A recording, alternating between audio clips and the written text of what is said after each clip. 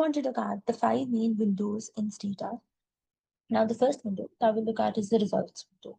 Now, the results window. Now, this is the main window that we can see in the center over here. Right now, it displays the result or output of our commands. Right, so this is the result window that we see in the center here, and this displays the results or output of our commands. Now, below the results window, we have the commands window, like you can see over here, the title command.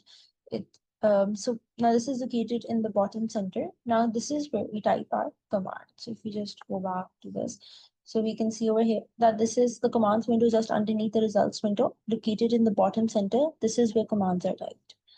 Then we have our history or review window over here. Now this is located on the left-hand side. Now this shows the history of all typed commands, both successful and unsuccessful. Say I was trying to open an existing data set in Stata. So we'll go into the details of the command later. So like you can see, we're typing it in our commands window, and the result of that will be displayed in our results window. So this is telling us that we opened a 1978 automobile data.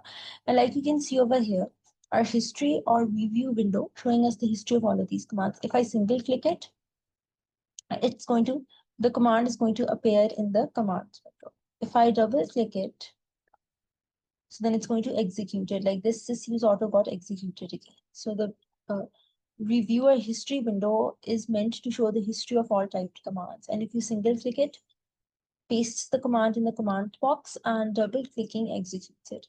Now this is the variables window that's located at the top right. It shows all the variables in the dataset. We currently open an auto dataset that is a pre-stored dataset in Stata. And so what it's going to do is the variables window that is located at the top right is going to show all the variables in the current dataset. It shows us the name and variable label attached to each variable. What is the label? More on that later, but it essentially shows us the name and the label attached to each variable.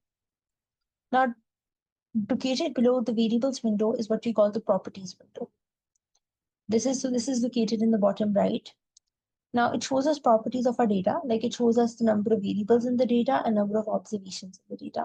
And it shows us the properties of each variable selected, which shows us its name, variable label, type, format, and any value labels. What are value labels and variable labels more in this data? Okay, showing on make, if I select rep 78, it will show us these details of rep 78. So we have these five windows in Stata. We have our results window, we have our commands window, history window, variables window, and properties window.